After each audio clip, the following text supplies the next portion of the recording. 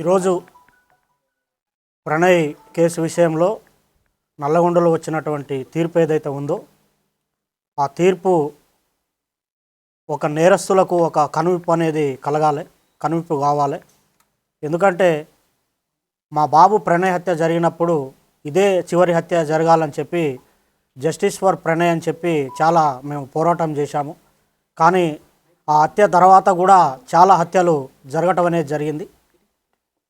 అయితే ఈ హత్య తర్వాత జరిగినటువంటి హత్యలు చేసిన వాళ్ళకి కానివ్వండి, కులాన్ని పట్టుకొని వేలాడే వాళ్లకు, కుల దురంకార హత్యలు చేసే వాళ్లకు, తర్వాత కన్న కూతుర్లను చంపుకునే వాళ్లకు, కన్న కొడుకులను చంపుకునే వాళ్లకు, అవతలి వ్యక్తులను చంపే వాళ్లకు కులం పేరుతోని ఈ యొక్క తీర్పు అనేది కనువిప్పు కావాలని నేను కోరుకుంటున్నాను.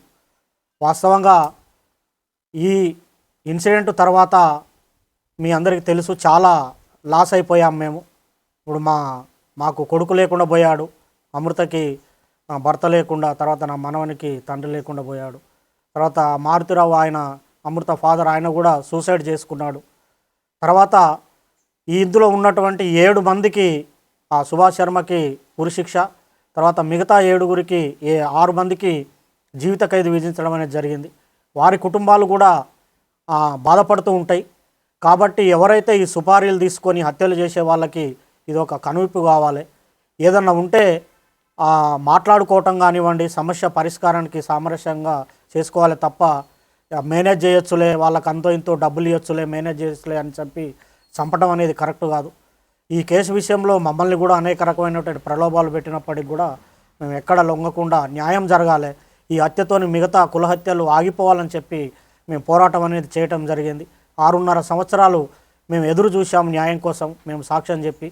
ఇందులో ముఖ్యమైనటువంటి పాత్ర పోషించినటువంటి అప్పటి డిఎస్పి శ్రీనివాస్ గారికి ప్రత్యేకమైన కృతజ్ఞతలు ఈ సందర్భంగా తెలియజేస్తూ ఉన్నాను.